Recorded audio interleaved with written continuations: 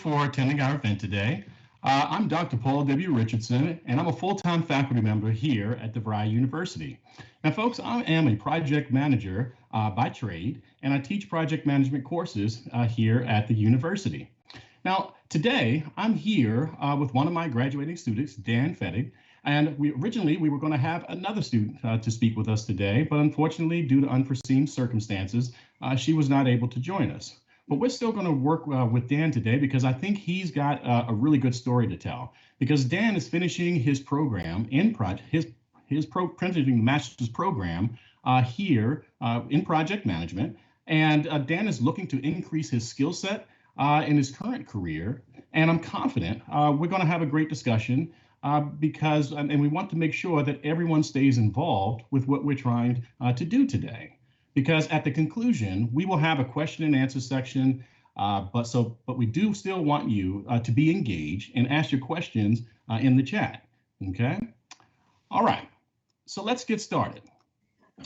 So Dan, when we talk about reinventing yourself and reskilling, there's a lot of skills that apply to a lot of different industries, and we have to understand that. So what I'm wondering is, can you share a little bit about yourself in terms of some things that that you've experienced? Yes, sir. Absolutely. Thank you very much. First of all, thank you for having me today. My journey's been pretty rocky and interesting, and usually self-imposed obstacles, I'm afraid, to get to where I am now. But DeVry's been a huge part of my success in overcoming some of those obstacles. Started right out of high school. I spent 5 years at a couple of different schools pretending I was a college student before I realized I didn't really know how to study. Got myself into a recruiter's office and joined the Navy and went active duty for a few years. And it was going through schools in the Navy where I finally figured out how I needed to study in order to retain things. From there, I got out of active duty, joined the company that I'm still with today, and realized quickly there that being a veteran, as great as the skill sets weren't exactly enough for me to get to where I wanted to be in the company. So I decided it was time to go back to school and finish that bachelor's I had started years before. And I had tried a couple of universities, some brick and mortar institutions sitting in the classroom, and found really quickly that, frankly, due to my lifestyle and my schedule constraints, that those environments weren't really conducive to what I had figured out in the Navy about how I need to study.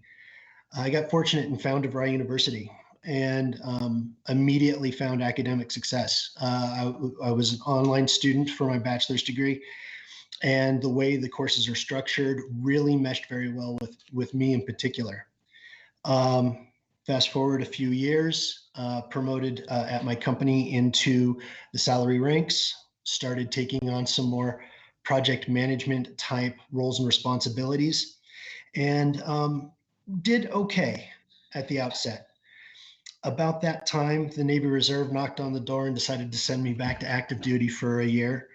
And I was fortunate to be sent to a very elite group of people. I worked in a joint environment surrounded by people that are all very highly educated, very motivated individuals. And it didn't take long being in that environment to realize it was time to go back to school again. This time, I didn't need to shop around. I didn't need to go look at other institutions. I knew exactly where I wanted to go and what I wanted to do. So I reached out to the folks at DeVry and enrolled, started the enrollment process into the Master's in Project Management.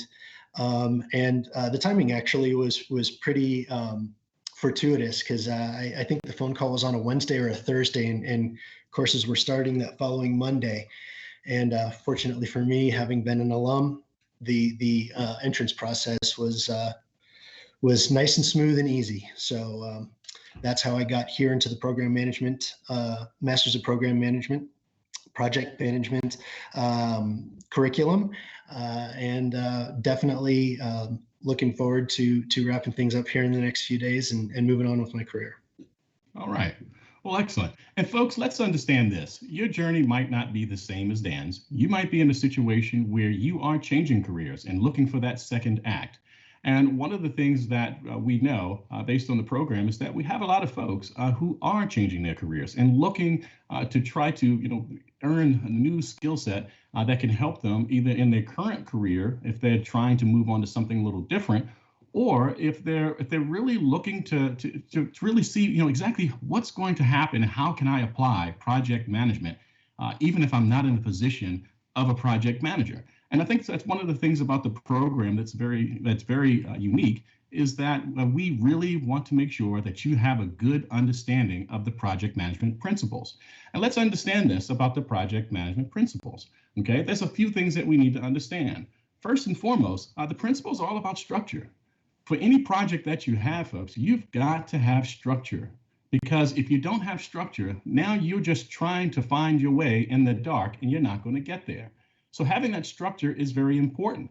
And then understand that fundamentally you have to have that responsibility as a project manager in order to be successful. And that responsibility means that folks are going to be looking at you to be that person who's in charge and going to make sure that the project is going to move forward regardless of what happens. And if there's a problem, that you're going to step up and take ownership, okay? Because that's very important in order for any project to be successful. And then the other part of it is really understanding the strategy, okay? Too many times folks think of projects and they think, oh, well, I used to work on a project and we did it this way and then that was it.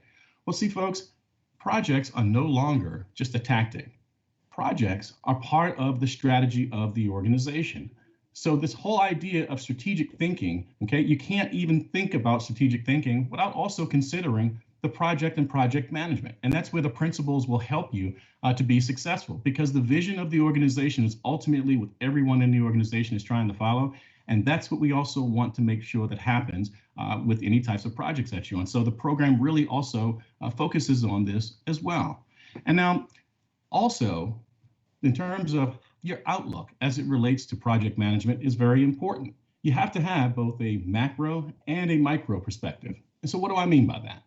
When we talk about a micro perspective, folks, you've got to get into the weeds. You've got to figure out what's happening and understand what you need to do. How can you be that catalyst sometimes in order to make sure things move from one point to another? Because ultimately the project needs to start, and of course it has to end, and you have to get in and get your hands dirty. But we also understand that we have to take a step back and understand how is the project in the organization. So we have to have that broad perspective to see, are we positioned well in order to make sure that the organization thrives? So having that micro and macro perspective is extremely important. And then the other part, okay, especially with regard to the organization, when you take those two perspectives, it's understanding the fact that project management has a lot to do with operations, and it also has a lot to do with human resources. So because understand this, folks, whenever a project is done, you're going to have a product or a service. And once that product or service is done in terms of your project, it has to move into operations.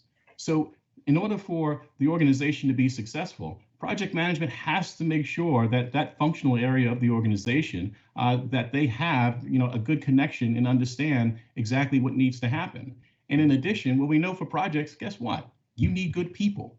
So there's the connection with human resources. So understanding this, I think what you can start to see is that project management is just not something that's standalone. So in the program, that's one of the things that we preach, is understanding the fact that you're not just looking at a project just for the sake of getting something done. You're looking at a project to make sure that the organization is as strong as it possibly can be, okay? And that's something that we need to make sure that we understand. The other point is understanding that with project management, you have to have flexibility of thought, okay? And also flexibility as it relates to your actions, because at any given time, things could change in a project. And when that happens, you have to turn on a dime and make sure that you are in position to make sure that regardless of if you're caught off guard or if you're ready, that you're ready to act, okay? Because a fast-paced environment is what you're going to get when you work on any project. And I can tell you that from firsthand experience. Now, the other thing that we have to think about is that, we have to make sure that we are professionals, okay? And to be a professional project manager, that means that you have to incorporate all the different principles in project management, also understanding in terms of the behavior, in terms of what it takes to be a professional in any role that you have as it relates to project management. So what I now like to do is I'd like to ask Dan if he can explain to us what skills from the program that he has been applying, to his current job, or if you could also talk about, some things that could help you to be a successful project manager, that would be good. Absolutely. Thank you. I think the first and foremost, and you touched on it a few times there, is the ability to look at both the macro and the micro. One of the things that this program definitely focuses on, of course, is the PMBOK, right? The project management body of knowledge, and the structure of project management therein. We really spent a lot of time on each of the steps through the process and how to organize your thoughts around those things so that you can get yourself both the macro look, the big picture, trying to get to where the project needs to be and how that's going to benefit the organization as a whole, down to the micro level in terms of those smaller bite-sized chunks, how to break these big projects down into smaller, more manageable things that can be accomplished, so that you're able to set near-term objectives that are easier for you and the rest of the project team to meet, and how to organize your thoughts around breaking those big projects down into more manageable sizes. That was definitely the first thing, the biggest thing I've gained out of this, I think, followed closely by communication. With communication, it's not just a matter of sending an email or an IM or leaving a voice message. As the sender of the message, it's critical that you take time to pause and ask your audience, your message recipients, if they are truly taking on board all of the meanings, all of the nuances of the message that you're trying to send, to make sure that what you are saying and the message that you're trying to convey is actually being heard, not just what your recipients want to hear per se. So I think those are the two biggest keys that I have drawn from this that are definitely helping me achieve a higher level of success with my project management and the things that I'm doing with my company. Okay. Well, thank you, Dan. I appreciate that.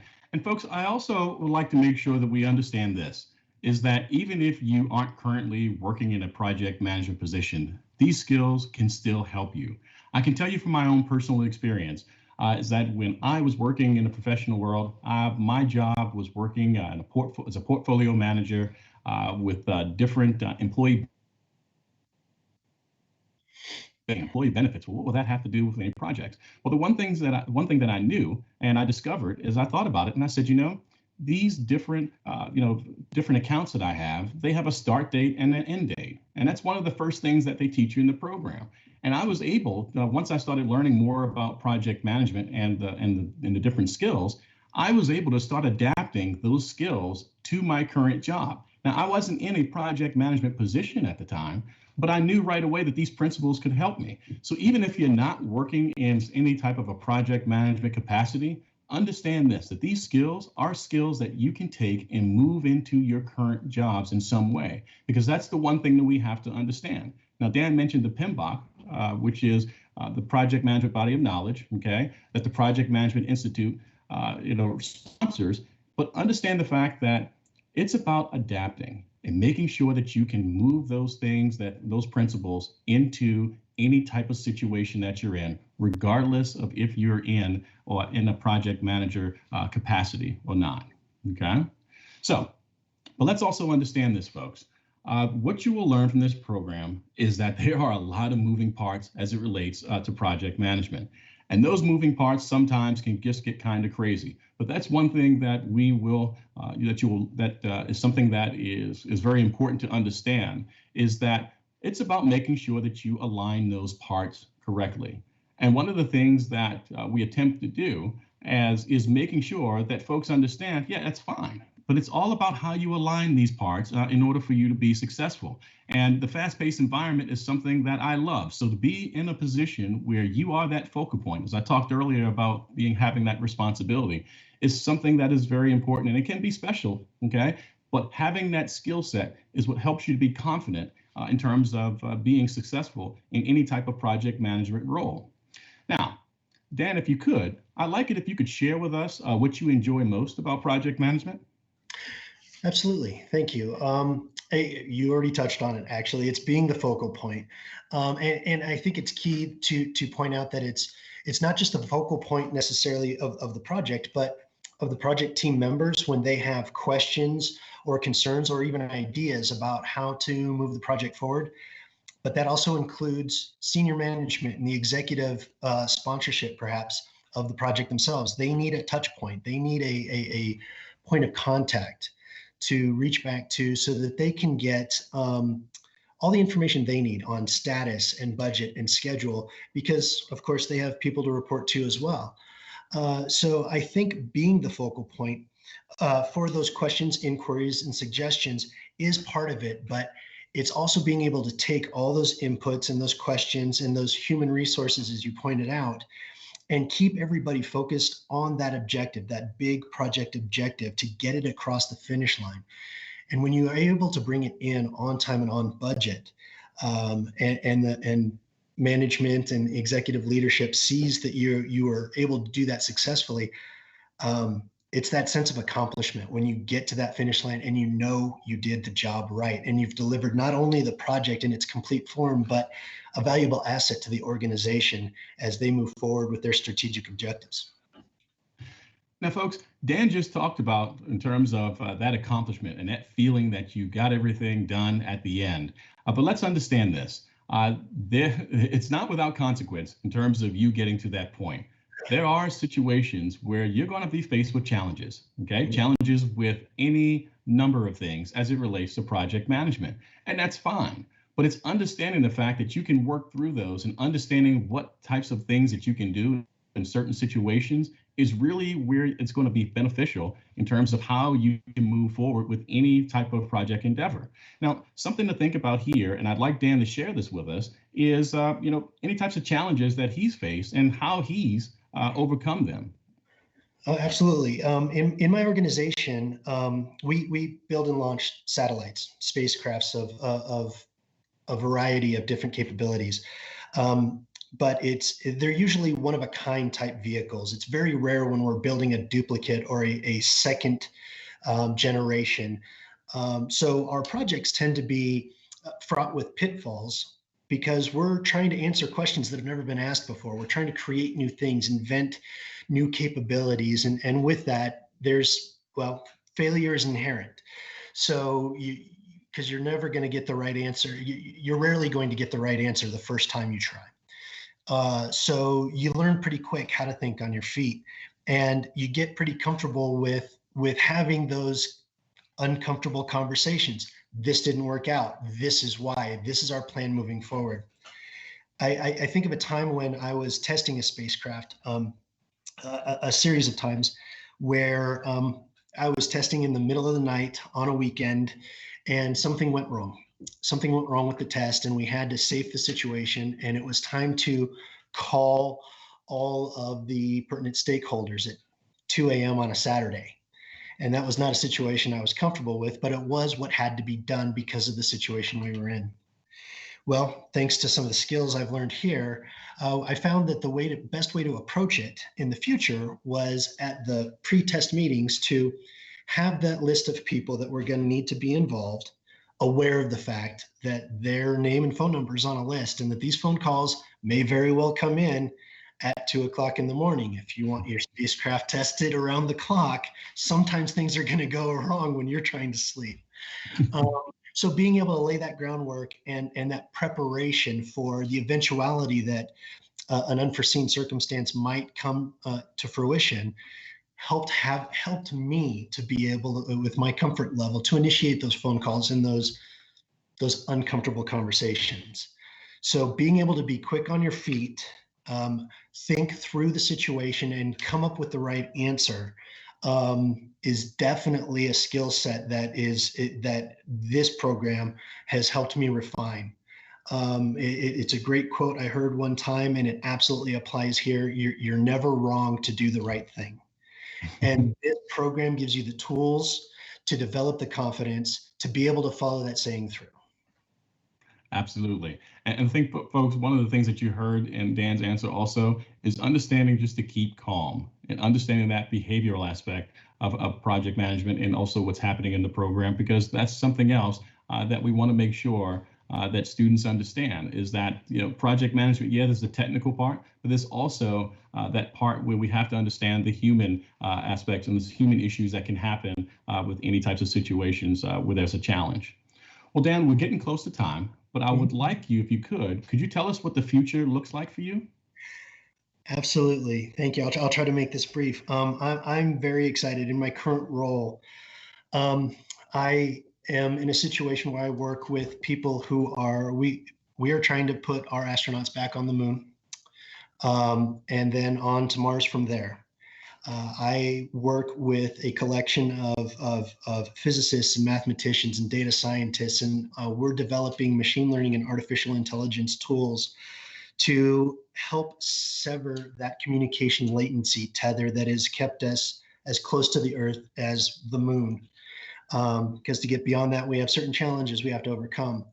And it's my role to keep these data scientists, physicists, and mathematicians focused on near-term objectives that are the stepping stones that are going to get us to that overall objective of getting our astronauts back on the moon and ultimately to Mars. So this completing this program gives me a degree of parity with these brilliant minds that are working towards this national objective and international objective in many cases. So that I have an authority with them when we have the conversations in the room and I need to get people focused on the task at hand, because it's very easy to get starry-eyed and dreamy about being on Mars and forget about what you need to get done next week. It does happen.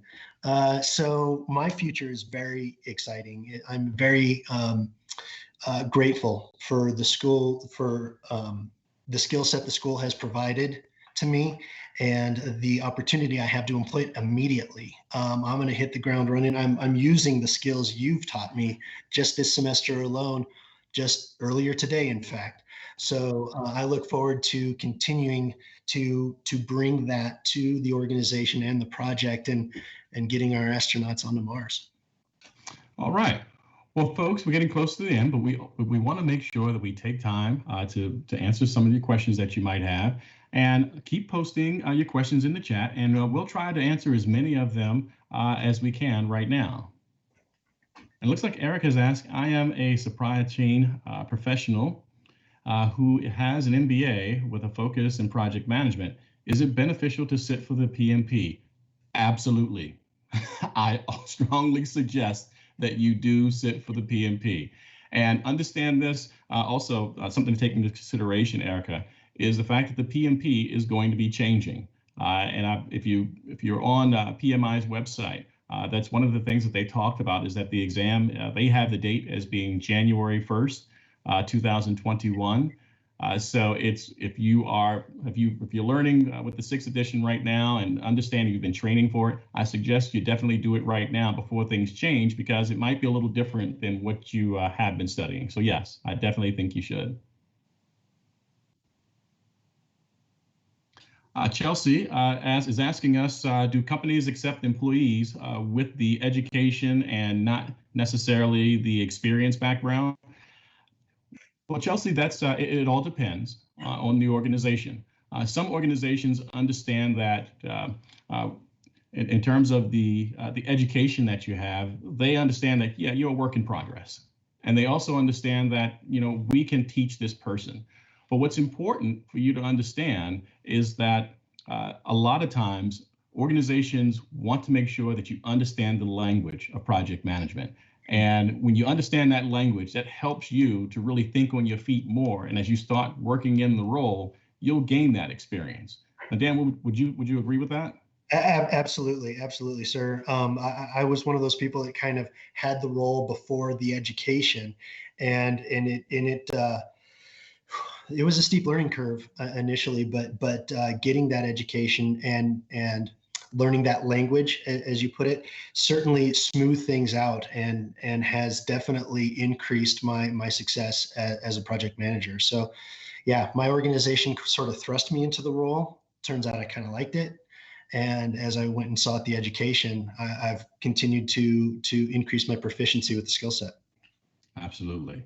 Now, Gustavo is asking us, I like the idea of adopting PM knowledge principles to any capacity, but to get those certs, you need a huge level of commitment to the PM path. And absolutely you do. And Gustavo, let me just explain this. Before I even knew about project management, the PMP, I was not told, actually, I didn't even realize that it existed. I had a professor in my last semester getting my master's who mentioned, after hearing me give a presentation, that I have a lot of project management experience. Once I understood, once I had to do some research, and once I understood exactly what the PMP involved, there is a PMP handbook that the Project Management Institute has that I started reading through that, and it pretty much explains to you everything that you needed to do. And I had some work to do in terms of gathering my hours in terms of experience, understanding and making sure that I can talk intelligently about the different things that I've done, understanding that I had to get the 32 hours, which is something that the courses here allow you to do. Understanding the fact that there's a timetable and there's also the exam and the preparation and all of the work that I had to do. I'm a person that learns from index cards. I had to create my own index cards. So there was a lot of things that you have to do. But see, I think what's important to understand, Gustavo, is you got to figure out what your path is going to be. And I strongly suggest you taking a look at that handbook that the Project Management Institute has, because that can really help put things in perspective for you so that you can decide on what's best for you and what speed you're on and how you can get to that point. But yeah, it definitely does take some work to do that. All right. Kenyatta is asking, how long do people usually study for the PMP? Well, that really all depends. I can tell you this, that regardless of the program that you're in, as soon as you have met your time in terms of getting your 32 hours of classroom time that you have, especially if it's in a program like the one that we have, I always say, while the information is fresh in your head, you should already have been studying and doing your reading, so that within a week or two after you finish the program or finish the class that you've had, that you sit and you take the PMP. Because I waited for, I believe it was almost for 5 months, and just in that short amount of time, I felt like, wow, I really waited a little too long than I should have, even though I was studying like you wouldn't believe. So while it's fresh in your head, I always found that that's when you can be most successful. Dan, do you have any thoughts about that? No, but I do, and I can fully appreciate that. And I've taken your advice based on he shared that with the class previously, by the way, and I therefore yeah, I'm taking mine next month. So I'm not going to wait 5 months. Absolutely, learn from Dr. Richardson's experience and jump on it as quick as possible. Absolutely. All right. Alicia is asking us, what are the best ways to obtain a PDU? Does my MIS degree classes qualify for PDUs? Well, Alicia, I'm not really sure, because there's so many different programs out there in terms of what makes up the course. One of the things that you can do, and I found this to be very helpful for me, is originally I was working in the insurance industry, and I really didn't have that true project management in terms of, oh, Paul, you're working on a project. I, took a step back, and I felt as though I was working in a project management capacity. So what I did is I called, the Project Management Institute and had a conversation with them and talked about the things that, I've studied and the experience that I had. And I realized that I had a lot more project management experience than I realized. And what I like to tell folks is, don't discount what it is that you've been studying and what you know. Okay. Don't tell yourself no. Let them tell you no. Okay. Give them a call, have a conversation, just so that you understand, what, the things that you need to think about, because they'll let you know what will count and what will not count. And then also with the PDUs as well, that's something that they can clarify and help you with as well. All right. Alf is asking us, recently he saw headlines about stopping daily stand-up Scrum. Do you agree? I really don't have an opinion about that. I don't know too much about it, Alf, to really speak on that.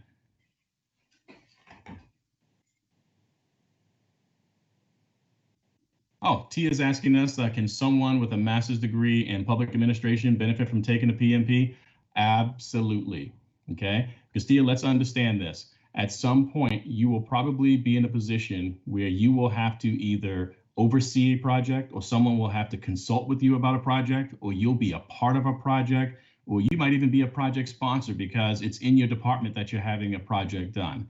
Okay. So understanding all of these different ways that you could look at a project is extremely important. Okay. And what I tell folks is, because project management is so widespread, at some point it's going to touch you, and being able to do that is going to help you. And I'll share with you something from a personal perspective. When you have folks that are coming to do work in your home, folks, to do, any type of contractors you hire, one of the things that the reason why how I select them is I hear them, if they can talk about what they're going to do in a project perspective, that's when I know that person really understands and knows what they're doing. So there's an example for you in terms of from a personal, but also from a professional standpoint. It's definitely something you should think about, and I agree that you can. All right, well, folks, we're at time. And again, I'd just like to thank you all again, especially Dan, for joining us today, for joining our LinkedIn Live event for today. And if this discussion has piqued your interest about pursuing a grad certificate or a master's in project management, Keller's next session starts October 26th. And if you have any questions, make sure that you go to our website and fill out the inquiry form, because someone will contact you about next steps, and also answer your questions to help you feel like that this is best for you. And again, Dan, I wanted to give you a warm thank you, and I really appreciate you spending this time with us today. And everyone, if you can have a great rest of your day, I'd really appreciate it. Thank you, everyone.